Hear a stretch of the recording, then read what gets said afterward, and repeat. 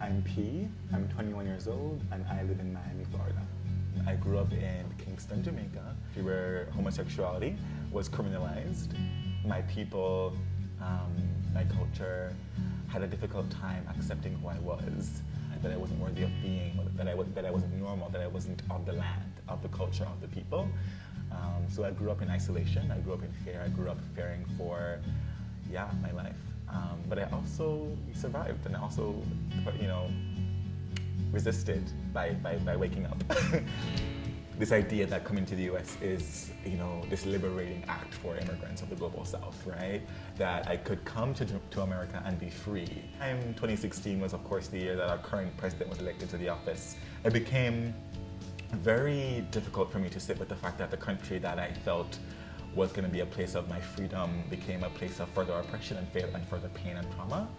And so I actively began organizing on campus with a group of Black and Brown students for immigrants' rights, for queer and trans spaces, for Black and Brown spaces.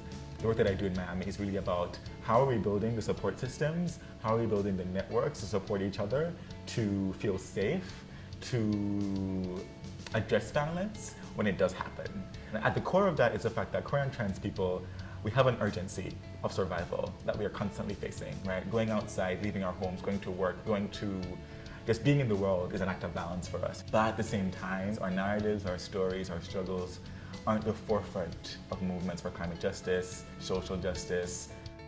In December, I got the opportunity to go to the UN climate negotiations to basically say, hey, youth around the world, queer and trans youth, Black and Brown youth, Indigenous youth, we see the violence that you're committing. We see that you're actively ignoring our communities, erasing our struggles. We see that you're actively making decisions that are rooted in our erasure, in the fact that our communities are going to be underwater in 20 years.